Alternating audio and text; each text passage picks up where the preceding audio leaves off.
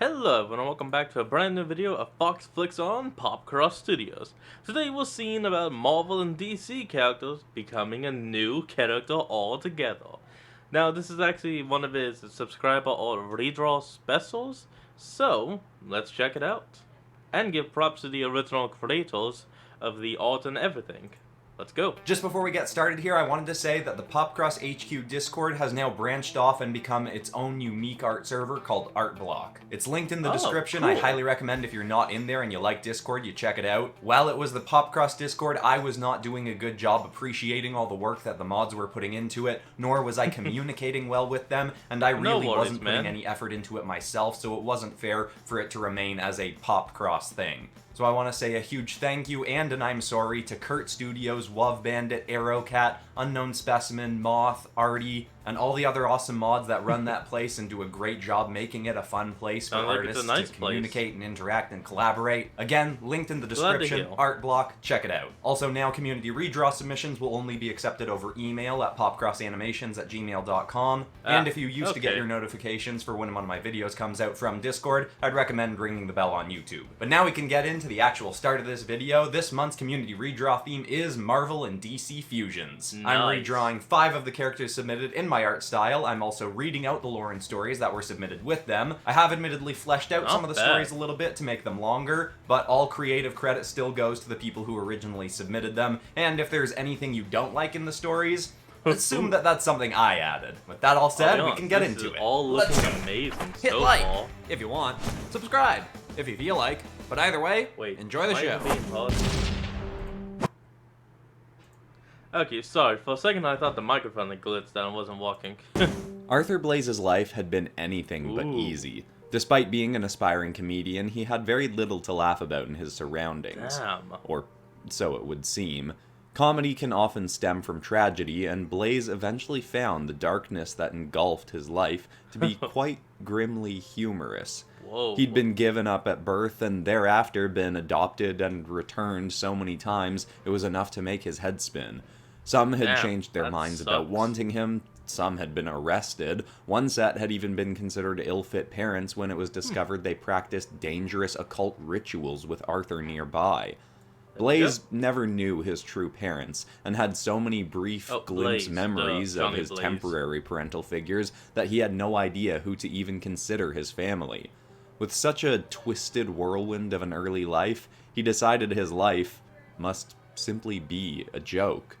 It was then that he decided to become a stand-up comedian, but along with a desire to bring laughter, he wanted to work in some danger. He wanted a way for the darkness of his life to be reflected in his performance, so he became a showman whose main gimmick was dressing up as a biker clown.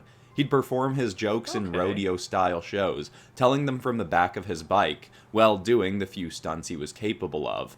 It was a truly unique idea, but there was one significant problem. He wasn't particularly funny.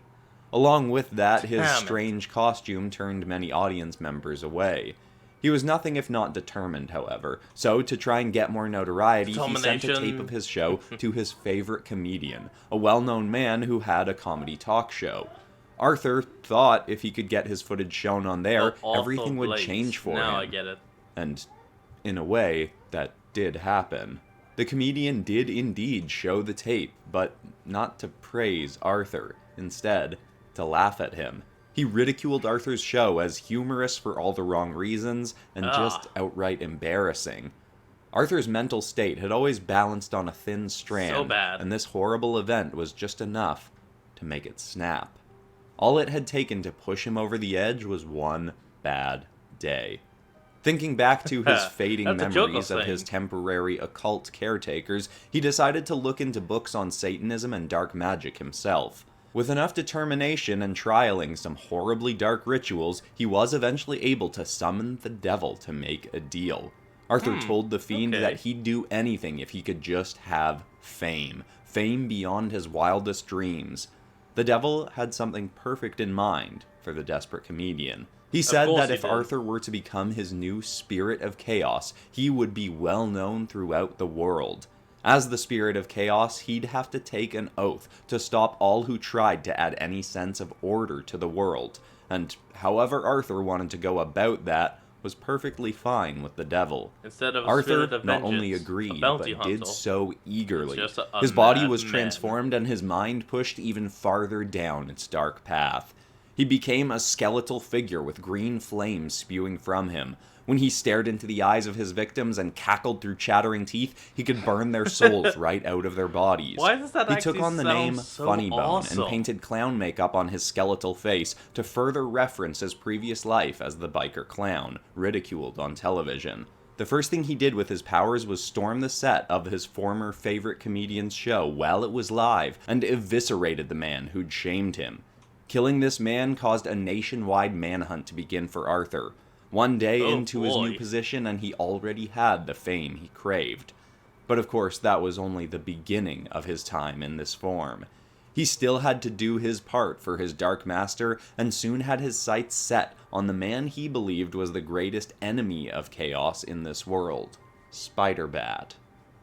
I'm not doing full design notes in this episode, but I did just want to say awesome submission from Nerd Comics Inc. Nerd Comics Inc. has submitted a ton of awesome submissions before that have been in heavy contenders many times, and I was super glad to finally do this one. And the thing that sold me on it, even though I didn't draw it myself, was the chattering teeth chain that you drew. I thought that was a super cool idea. Also, just for all the stories in this episode, because I would have had to change a few things too much in each of them to make them canonical to my Marvel DC Fusion universes, I've just decided that they're one-offs that aren't canon to the universes I've made already. But again, loved this submission, loved redrawing it, and I hope you all enjoy the final version of it in my art style. I mean, love it. What's it called? Joke bridal? Ghost joke? I can only Being born on the island of Asgard often implies that a child will come to be with incredible strength and might. But additionally, being the child of a god meant Diana Odinson would grow up to be a force matched by few others in the world of man. Diana was the daughter of the mighty Norse deity Odin and Asgardian queen Hippolyta. She spent her young life growing up on the isle her mother ruled, hidden away from the rest of the world. Training from a young age with Asgardian warriors meant she was a skilled fighter very young, further empowered by her natural godly gifts. She'd even been granted a mighty weapon early in life, forged for her from an alloy of Uru and nth metal that channeled the might of the god Tempest. The blade was called Stormkiller, and no other soul could wield it but her. For a time, anyhow. She, of course, had combat training with other mighty fighters on the island, but Diana had a vicious hunger for battle that couldn't be quenched through petty practice matches. She craved a real fight. After years of being told to remain on the island and stay out of the affairs of the outside world, she eventually grew defiant enough to disobey her elders. Diana channeled mighty winds with her blade and flew from the island in search of a worthy foe to give her a proper challenge. What she found felt like a blessing from the gods for a warrior on the hunt for a fight. She found that the entire world was at war with itself. Countries clashed on a devastating scale for the second time that century, and while most saw it as a horrific event, Diana was too emotionally distant from it to see it as any more than a worthy challenge. After some analysis of the different sides, Diana thankfully decided to aid the Allied forces, and quickly set off to satisfy her lust for battle. Being a god with a weapon rivaled by no other, she single-handedly was turning the tides of war. While even this was not a particularly large challenge to her, facing entire armies single-handedly was close to the thrill she craved. Unfortunately for her, she wouldn't have the might to do so much longer. Odin and Hippolyta eventually found Diana and took both her weapon from her and her godly powers, leaving her with little more than the strength of a fairly well-muscled human. Diana was banned from ever returning home and was hurled into enemy territory and quickly captured by the Nazis as a prisoner of war. Meanwhile, her parents left her weapon in the middle of a battlefield with an enchantment on it that whosoever wields the blade, if they be worthy, will gain the godly power once possessed by their daughter. The Nazis who'd taken her knew Diana had been the godly warrior who'd scourged their forces for so long, and they began running experiments on her, though finding nothing strange as her godly powers were well and truly gone. Luckily for her, the base she was being held in was soon raided by Allied forces, led by Captain Steve Foster. She was rescued and began fighting alongside Steve, slowly learning how horrific this war truly was and the suffering that was coming as a result. She saw how her distance from it had blinded her to how important it truly was to end it as quickly as possible. The more she learned and grew alongside Steve Foster, the more worthy she slowly became of once again wielding Stormkiller. Eventually, after risking her life to save Steve and her entire troop, Diana finally became worthy and her weapon erupted across the world to find her hand once more. She regained her powers and with new vision of what needed doing, she used her strength to help end the war once and for all. In doing so, she became one of the world's first great superheroes, soon to be joined by many more. She'd become a founding member of the Avenging League, alongside the likes of Iron Bat, Ghost of Fate, Banshee, and the Green Captain. Then, eventually, even more. She would once again be accepted on her island home and even be given a new weapon by her parents, the Lasso of Truth, to represent her humanity and her duty to protecting mankind. But she would spend little time on the island in the future, as the world would continue to need her at many more turns to come. Byron Tawanda's submission here was really awesome. I love the glowing eyes, I love lightning sparks on any kind of character, and a combination of a character that's inspired by Greek mythology and Norse mythology was just a really solid concept. And I love the name Stormkiller for the blade. A combination of Thor's Stormbreaker and Wonder Woman's Godkiller sword, that's just super cool idea. Loved redrawing the character, and I hope you and everyone else like the version of it in my style. I mean, yeah, it's amazing. The guy is always top notch. I'm surprised he's not more They say famous. the house always wins, and your luck's just run out. This was a commonly said phrase by the notorious card-slinging mutant Gambler, aka Aileen LeBeau. Or so she goes by now. Her true name is unknown to all but her. In her young adult life, she had few friends close to her, and was considered to be a mystery by most who knew her. Few were ever sure of her true intentions. She had frequent clashes with the X-Titans, but even they were never sure how to handle her if they did manage to apprehend her, as she was devious but far from as evil as other foes they faced. However, they'd never get a chance to capture her, as she'd eventually join up with a group whose leader was quite adept at keeping his people off the radar of groups like the meddling X-Titans.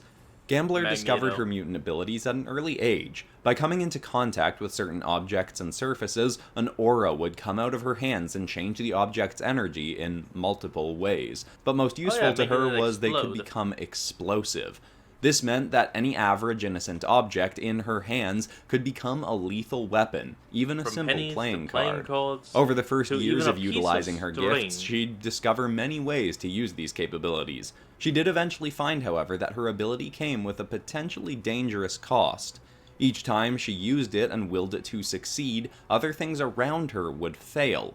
The bigger feat she used her powers for, the bigger the failure of something around her, whether that be electrical outages, slightly combustible objects exploding, or even people around her having heart attacks. This eventually led her to believe she was some kind of omen of bad luck, dissuading her from using her powers for some time. In that down portion of her life, she was roped into a thieves' guild, and while on a heist, she was noticed by none other than Striker Blood, a manipulative madman who trained people with strong powers and weak morals. He'd noticed the few fleeting times that Aileen had allowed herself to use her powers to get out of a jam, and was intrigued by them. He presented her with an opportunity to join a group of people just like her, to train under his guidance and become the best she could be, not only using her powers freely, but pushing them to find new potential. Aileen hesitantly took him up on the offer, believing she might gain some added control over the negative effects of her powers, and simultaneously gain some respect for what she could do. She worked for him, alongside his team, for years, honing her skills and learning how to become a superior fighter, not realizing what she and the others in the group were actually being used for. They'd track down other people with abilities and bring them to Blood, thinking they too would be helped and trained. But it was only years later that she learned those they brought in were being experimented on, and only the select few on her team had actually been given a chance to use their abilities freely. Knowing that, She ran, stepping away from her clearly villainous life, wanting to do good to assuage the guilt of what she'd done all those years. Knowing that the man she worked for so long was using mutants like her as lab rats was even enough to push her to work alongside those she'd fought against all too many times before. She took all she knew directly to the ex-Titans, hoping they could help her take down Blood for good. Now, seeing Butterscotch Pecan's submission here made me realize, oh my gosh, I haven't done anything with Gambit on this channel, I don't think, and I love Gambit. Fighting as Gambit in fighting games is always super fun because I'm the cheap kind of person that'll stand at a distance and just throw projectile attacks, so shooting cards is always super fun. Combining the character with Jinx was a great idea because they both have pink glowy powers, and just the way Butterscotch Pecan fused the characters together here was really creative. The design is really well done, and it's not just... Okay, now I get it. It's Gambit and Jinx. Because Gambit, the exploding cold throw, and Jinx, the person that could literally make things fail. Oh, I did not get that until now. I didn't get who the other half was until he said the name. Thank you. The blending of design elements from the two characters, unless there's versions of the characters that I just haven't seen before. But fusions of characters don't always just have to have elements from the two suits of the original characters. You can work in elements that you think would fit for those two characters if they were combined into one, and make it a little bit more your own, and that feels like what Butterscotch Pecan did here, and I think it was very well executed. I had so much fun drawing my version, and I hope you all enjoy it. Yeah, I gotta say, Gamblo is actually a pretty good character. I wonder if she could make... Being faced with an illness as treacherous as cancer as an adult is trying enough, but as a child, it's all the more horrifying. Pamela Connors was barely older than 7 when she was diagnosed with skin cancer. It quickly became so severe that she had to have her left arm amputated. She begged her parents not to let the doctors go through with it, and it killed them to do so, but they deemed there was no other way to save her life. Tears streamed down her face as she was given the anesthetic, but she eventually fell unconscious and awoke one limb down. After that, she was able to fully recover from the illness, but of course was left with a significant disability. Even still, in spite of it, she was able to find purpose in her schooling. In fact, the drive to find a way to one day have her arm back pushed her to becoming a world-renowned geneticist, studying the regenerative abilities and physiological effects of plant and animal genes on humans. She knew that the human body had impressive abilities to heal itself, but beyond that knew that there were even more incredible abilities to be found out in nature. She hoped with the right combination of knowledge and practice, she could create something to not just recover her limb, but to give back something lost by every person who'd ever had a part of their body taken from them. Dr. Connors, years after completing her PhD, finally hit a breakthrough. She created a flower that produced a gene-modifying pollen, imbued with some lizard DNA and a combination of other genetic materials. She referred to the spores it produced as primal pollen, and was convinced that it was the culmination of all her life's work, a true success.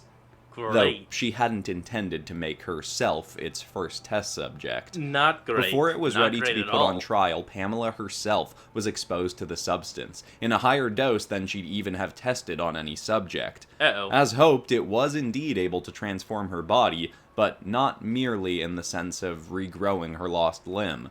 The effects transformed her into a green humanoid lizard beast, with plants and foliage sprouting from her. Her arm had returned, but appeared as a coiled tangle of vines that she could lash out as a barrage of whips. Hey, better More than shocking nothing. still, she was able to control plant life around her. She thought this was a remarkable feat, and that everyone should be exposed to her pollens to both make humans more resilient and to easily allow them to regrow the Earth's forests and greenery with a flick of a wrist. That would definitely be good with her and new useful. menacing appearance and no proof of the effects of the pollens long term, her research and funding and even her primal pollen samples were taken from her. Oh, great. Some say this alone was enough to push her over the edge, and some believe her mind became altered by the effects of the pollen. But whatever the case, she became dangerously set on recovering her work and making more of the pollens to turn every human on the planet into plant-human hybrid beings such as herself. Well, In this here quest, we go. she'd do whatever she had to get her way, Mario and movie. kill any who tried to stop her. She'd come to the conclusion that it was her mission to return the world to Mother Nature. Quick, call Spider-Man! Now, this submission from Arthropod caught my eye very quickly. As lots of you know, I really love drawing any kind of creature or character with tangles of vines or plant monsters, things like that. And of course, really I'm partial to anything lizard-like or with a draconic kind of face. But the thing that really captured my attention was the second drawing, where it's darker with the purple hue around it, the name of the character, the eyes are glowing and really leering through us, the sneer on the face and the blood dripping down. Awesome job with this submission, and I hope everyone likes my version of it. Oh yeah, the Ivory Lizard is definitely top-notch. There's gonna be one person out there. I know there will be.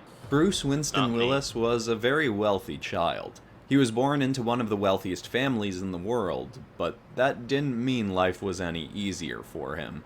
His parents had sought wealth with such vigor that when they got it, they realized that they'd never learned how to be truly happy when not striving for more.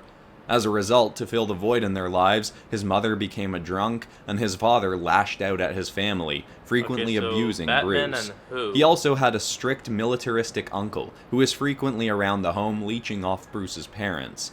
The man could have helped imbue Bruce with the discipline of a military man and the strength to at least try helping his parents, but instead just sat back while Wilson was abused by his father and ignored by his mother. Wait, Even still, with all the Wilson? trauma and horror in his home, Bruce still did love his family.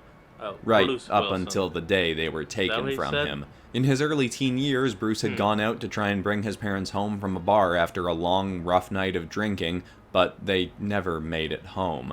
A mugger stopped them in their tracks. In his drunken state, Bruce's father didn't take the threat seriously and swung his palm to slap the mugger playfully. The man shot him, then his Deadpool wife. and Batman. He took their wallets Okay, and there we fled, go. leaving Bruce in the shattered pieces of his already broken life. This left Bruce with only his uncle. The man had never really liked Bruce much, but now had to raise the boy, and did so the only Now way he this knew is how, gonna be cool. as a soldier. While Bruce was heartbroken at the loss of his parents, he found some purpose in the structured life his uncle set out for his training. Some of Bruce's few happy childhood memories were of watching superhero shows, and through his training he started to think that he had what it took to become a vigilante to better his city. After confiding this idea to his uncle, even suggesting that the man join him, his uncle responded as any loving uncle would. He had his nephew locked away in a mental asylum. There, things did not get much better for Bruce. He was locked in the notoriously corrupt Arkham Croft Asylum for the criminally insane, and was entered into illegal experimental trials on the inmates that most did not survive. For several years, he was filled with new kinds of drugs and concoctions and subjected to all manner of inhumane trials. While these could have broken any normal person, having gone through such horrible traumas in his life already meant these tests and tortures just hardened Bruce even more, and made him so numb to pain that he essentially could no longer be physically hurt after enough time in Arkham Croft. Eventually, he managed to concoct an escape plan that saw him freed in the span of just one night. After he murdered everyone in sight, of course. Damn! He went straight to his family's mansion to find his uncle, the same as he left him, drunk, fat, and stupid. The man was horrified to see the scarred, battered return of his nephew, and after a sob story from his uncle about how sorry he was, Bruce forgave him and had him help with his new career as a crime fighter. Or rather, he killed his uncle and kept his head around as company, often referring to the severed head simply by his uncle's and his own last name, Wilson. To this day, Bruce still doesn't know if the head can actually talk to him, or if he really did go insane at some point in Arkham Croft. Yeah, I'm gonna say he went insane. Not that it mattered to him either way. His uncle's training had still stuck on Bruce, and that, paired with his essentially superhuman inability to feel harm, and his inherited wealth, he was finally able to live out the dream he'd had before being locked away in Arkham Croft. He quickly thereafter became the vigilante known as Batpool. Batpool. Now, Art Core had suggested that I could change the name, and I think maybe the Dead Knight could have been cool too. I didn't really end up coming with something that really stuck that I thought was really great.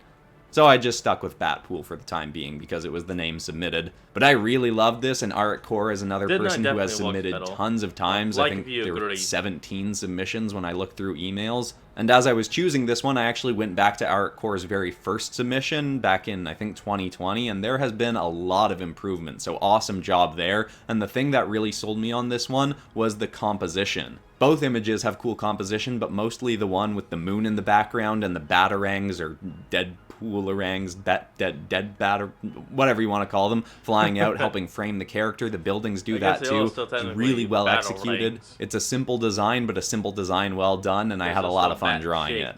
Here's the last redraw of the episode. Take a look. Oh, cool. Looks like we got 5.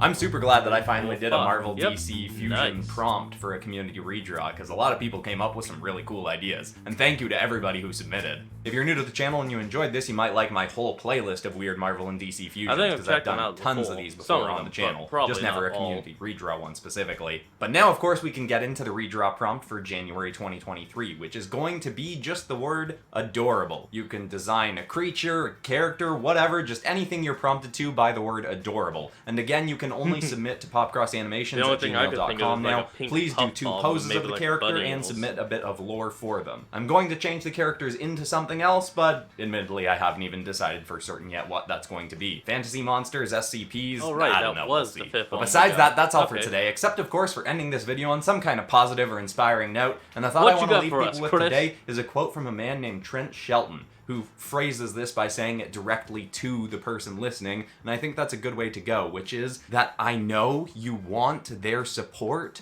but you don't need it. When you're going after some kind of dream in your life, it is a lot easier when people in your life are supporting you and cheering you on, but you don't need them to. And if lots of people are discouraging you, they're probably doing so not because they genuinely doubt you, but they doubt themselves, and they're just projecting that onto you. So when you go out there and you achieve your dreams, you'll give them an example of what is possible for them. And you might be able to make their life better by making your own life better. I hope that's inspiring to someone out there. Thank you so much for watching, everybody. I love you all, and I'll see you all in the next episode on Friday with my first full Bendy episode. I'll see you there. Goodbye. Can't wait to see that. But for now, folks, that is where we're going to end off today's video. Let me move the camera back over here. Oh, damn it, a little forward. There we go. And so, that will be the end of today's video. Todd and Sarah are in love. I want you all to remember to like, comment, and subscribe for more. Down in the description will be a link to the original video.